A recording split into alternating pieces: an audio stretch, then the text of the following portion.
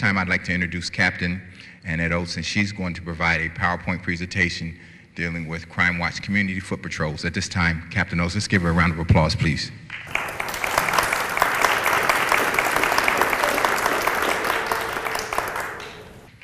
Good evening. I know many of you are here to get the training on learning how to do a community foot patrol. 2 years ago, I did the Friends of Midtown Community Foot Patrol. It's been a huge success, and several of them are here tonight. They've been the eyes and ears of Midtown. They've gone out and patrolled. They've been very conscientious, and they've done an excellent job. And I just want to commend them on doing a great job and keep up the good work. So we'll jump right into the PowerPoint. Basically what this is a short PowerPoint to give you the do's and don'ts and what to do when you're out there with your crime watch groups and what you will encounter, how to get a good suspect description, vehicle description, what to do if you encounter a confrontational individual, and without any further ado, we'll jump right into it. One of the first things you do when you're on your foot patrol in your community is the first thing you want to do is observe. And in order to do that, you want to use your 5 senses. You want to look around your communities. You want to look for unfamiliar people loitering in dark and secluded places or businesses. You want to look for occupied vehicles in dark businesses, suspicious people, that kind of thing. Another thing you want to do is listen. Use your sight and listening. You want to listen for people screaming for help, for car alarms, business alarms going off, breaking glass from windows in businesses, vehicles.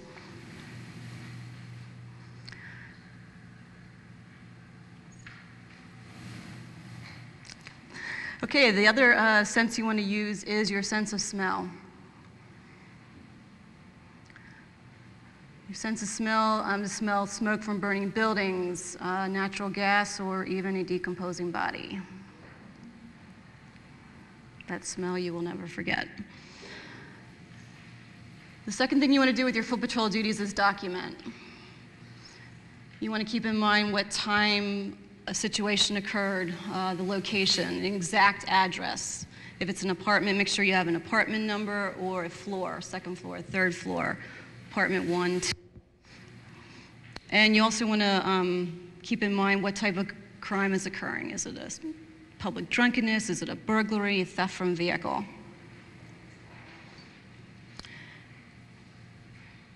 You also want to get a very good suspect description.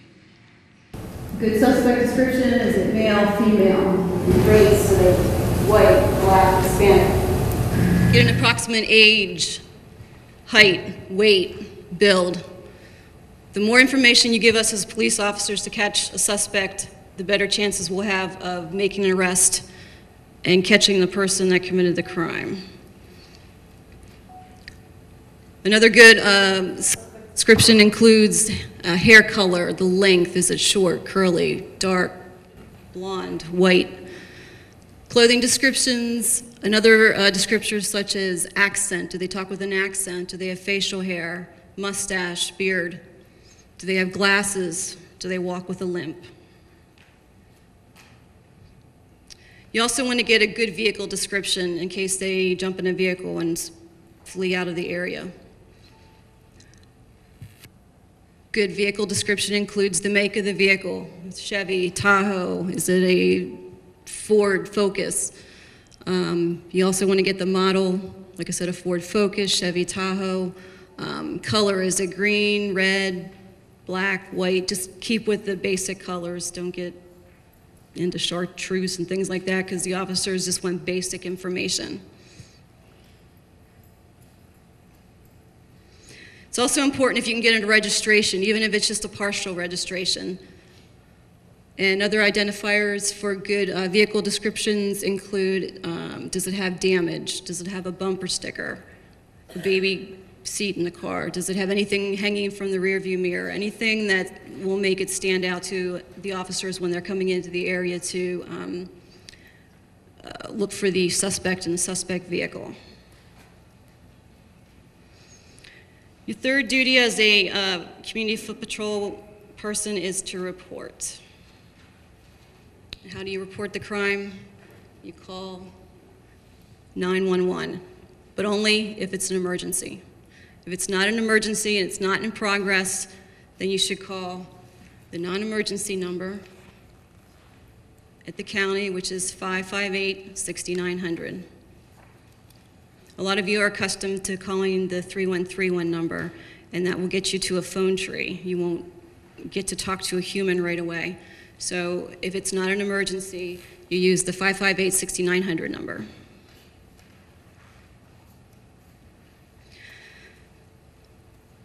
Once you call in, you'll be given to a call taker. They'll talk to you and they'll go through a script of questions. And it seems like sometimes they're taking forever, but there's a reason that they do that, and that's to keep the officer safe. And also, while they're going through these questions, they're also dispatching officers while you're answering questions. When you talk to the dispatcher, they're going to ask you what type of crime is happening. Is it an assault? Is it loud music? They're going to ask you for a location. Like I said before, make it as specific as you can. They're also going to ask you for your name and phone number. If you have your cell phone with you, make sure you give them a cell number so they can always call you back if they have more questions or need more information, or if the officer needs to talk with you. Other questions the dispatchers may ask you is there anyone injured? Do you need an ambulance? Are there any weapons involved? That's a very important question, especially for the officers coming into the scene. They need to know if there's weapons involved so we know how to proceed, how to set up a perimeter to box in a suspect. They're also going to ask if anyone else is involved, if you know their name, and if you can describe them. And if there's a vehicle involved, they'll also ask you about that. One of the important things is to remain calm. If you get on the phone and you scream and yell, the call takers can't understand you, and it's going to take longer for them to get the information and to get it to us so we can get out there to help you. You also need to be patient with the call takers. Like I said, they have a script that they go through, and even though it seems like it takes a very long time for them to get through it, they are sending officers while they speak to you. And as community foot patrol people, you should stay on the scene and wait for the officers to arrive in case they have any questions for you or they need to get more information. When you go out on foot patrol, there's some equipment that you're going to need. One of those things is a uniform. It doesn't mean a uniform like this. Friends in Midtown started out with some orange or green vests. Now they've upgraded and they have blue t-shirts and blue hoodies for the fall. So just make sure you have something that designates you and sets you apart from other people in the community. And you should also take some identification with you just in case you're encountered by the officers and for some reason they don't know that you are the community foot patrol. Another important piece of equipment that you're going to need is a cell phone. In case you encounter a crime, you'll need to call dispatch and let them know where you're at and what you're doing. And you may also need it in case you need to take a picture of a license plate or something that's going on that you want to remember. Another important piece of equipment is a flashlight. The flashlight is only if you're going to be out at night. It's not to be used as a weapon.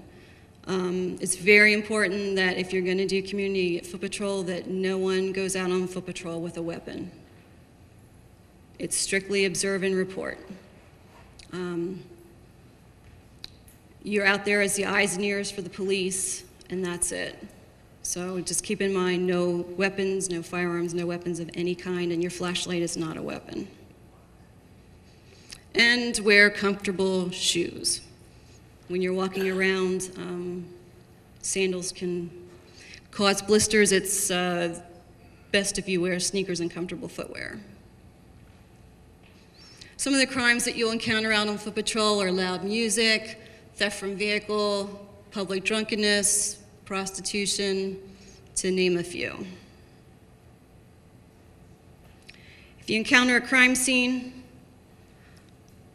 safety is first and foremost. The first thing you want to do is make sure that the perpetrator is not on the scene. Don't enter the crime scene, don't touch anything, move anything, or remove anything from the scene, because then you'll be going to court and you'll have tampered with the evidence at the crime scene. Don't eat or drink or smoke or spit in the crime scene, as this will contaminate any kind of evidence that is there. If there's a vehicle involved, make sure you do not touch anything. It's to be preserved for fingerprinting. And if there's any evidence located outside the vehicle, you also want to make sure that that's preserved and it's not moved or kicked around, so it can be photographed before it's picked up.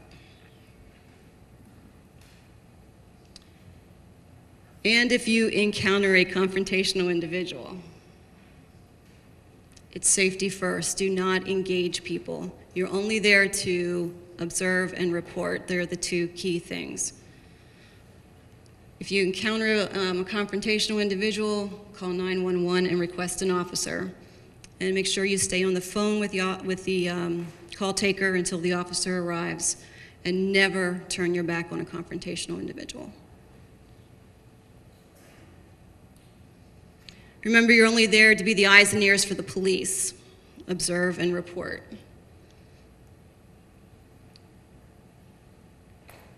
And it's key, just be safe while you're protecting your communities, and enjoy. Does anyone have any questions? Most of the incidents we've encountered out on foot patrol and have involved a non-emergency number call. Since it is a non-emergency number that we're calling, we don't know how that call is going to fit in the triage.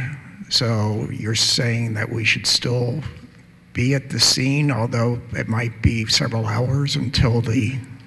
Basically what I'm saying, if it's an in-progress call where, I'll just use an assault as an example. If it's an assault, you may want to stay there until an officer gets there. If it's a non-emergency, like, I don't know, a parking complaint, no, you don't have to stay there. Just give the call taker the information, the description of the car, where it's parked, and then you can continue with your foot patrol. It's only in those times when you may need to speak with an officer. Captain Oakes, one of the problems that we have in my neighborhood is people got so used to calling that 255-3131 number, they don't know to call that new number that was given out.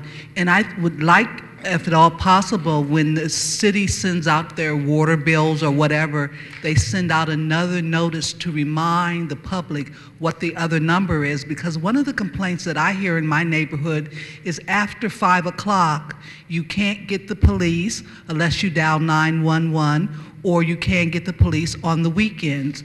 And when you do call and you do get the dispatcher, one of the things that bothers a lot of the public is they don't hear the dispatcher say, while I'm getting information, someone is on the way. That would help if they let the people know, I'm collecting information, but while I'm collecting the information, someone is on the way. All they hear is one question after another question, and that is very disheartening, and people don't want to call because they don't feel the help is on its way. We can suggest that out to Dauphin County Dispatch. I can't guarantee that they'll do that, but we can suggest it. And also, we have magnets with the 558-6900 number on them. I can give you a bunch that you can give out to people in your community, neighborhood, just to remind them of what the non-emergency number is. We're going to put the 558-6900 number on the website, as well as Channel 20 and the water bill, so we get the word out there. I wanted to say that there are informational packets here too with the emergency listing for all the numbers here in the back. So there's a series of packets here that has that information. Some of you probably have had those packets where it gives you a lot of different information. We also have a Facebook page. If you put Harrisburg Police Bureau, you put that in search, it'll come up on a Facebook page as well. Captain Oates, can you make that presentation available in electronic format that we can put it on a website and do training with it? We are going to do that after tonight, yes. Yes, I will be making this available and sending it to the various crime watches via email. So you'll have the links to those. So that's another reason why we're convening these large communication sessions, so we can use media more effectively. So I'll be sending those to the various crime watch groups so they can use those for trainings within their own groups. I'm sorry. With regard to that, I think that's probably important for us to gather the kind of information we need to know about all of the crime watch groups. I mean, I was very grateful that I found out about this, and I appreciate you got in touch with me. But I work with the Landmarks Neighborhood Organization. I don't recall seeing this come into our mailbox. I know in the past we did have communication from the city. So I think there's probably a need for us to be able to make sure we have all the crime watch groups, that we're all aware of each other, and that the city's aware of everyone. And perhaps if we could get some form of sharing that, and maybe it's going on, but I've missed it, and I apologize if that's the case, but I think that would be very helpful in sharing information together. Thank you. We are in the process of doing that. Matter of fact, we have several of the new crime watch groups that are here now that we're going to be talking to later on. So we are in the process of developing that. Very good point. Good evening. I just want to ask a question as far as the foot patrol. Is that only put in high crime area, or is it through the city? Because we don't have any, where I live, we don't have a foot patrol. We haven't seen foot patrol. So I was just wondering if it's just, you know, in the certain sections of the city. Well, the reason we're having this is so each of the crime groups can get together and do their own community foot patrol in your own little neighborhoods. So anyone can be an extra eyes and ears for the police. So if you say, and your residents are saying that you have constant drug dealers, constant gunshots, and there's evidence where we've come out there and people have been shot, and this is an ongoing behavior, we will identify it as a neighborhood safe zone and come in there and penetrate. Our manpower, unfortunately, has been depleted over the last 4 years. And we have been very transparent and letting the community know we lost well over 30 plus officers over the last 3.5 years, as a result of all of our financial challenges, you know, the bankruptcy, et cetera, people, you know, being threatened that their pensions were going to be, you know, disrupted. So all of those factors played a decision in some of these police officers exiting.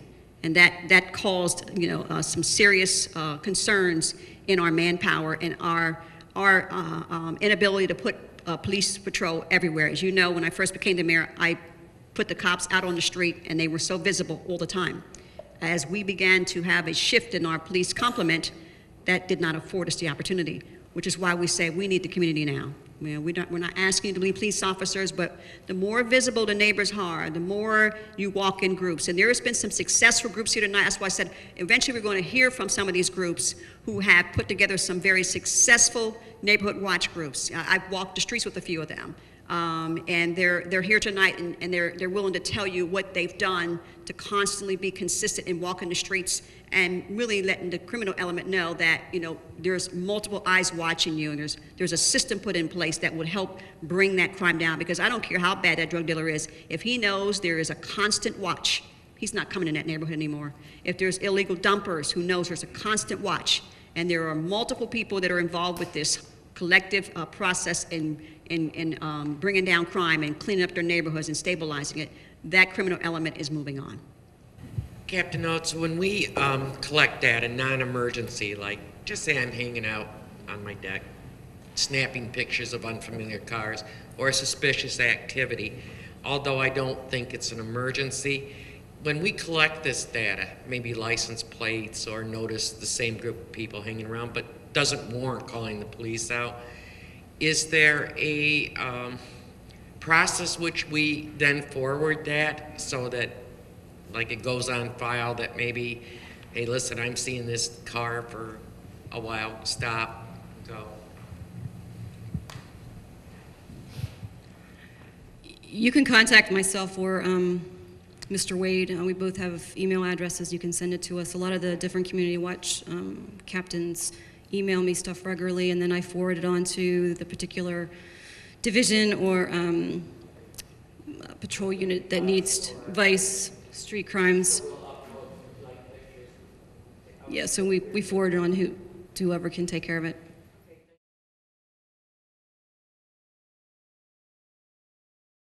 I believe ownership starts with the individual. The individual, of course, anything dealing with something as simplistic as littering on your street, on your block. Neighbors should get together and go out on any given day and maybe have a street cleaning day. There's an opportunity for you to get to know your neighbors if you don't know your neighbors. In most cases, a lot of times people, they're so reclusive to each other, to themselves, that they don't know one neighbor versus the other. So get out, have a street cleaning day, clean up the neighborhood of litter. That then shows or sends out a stern message to those that may come through the neighborhood that there's a caring neighborhood and a neighborhood who has pride in what they do in the ownership of their neighborhood. We also would encourage neighbors to join together and form community watch groups. These community watch groups could meet and discuss issues that they have concerns about in the neighborhood, whether it be children causing problems, litter, crime, those type of things, and come up with some solutions that will help the police to help you keep a safe neighborhood in the city of Harrisburg.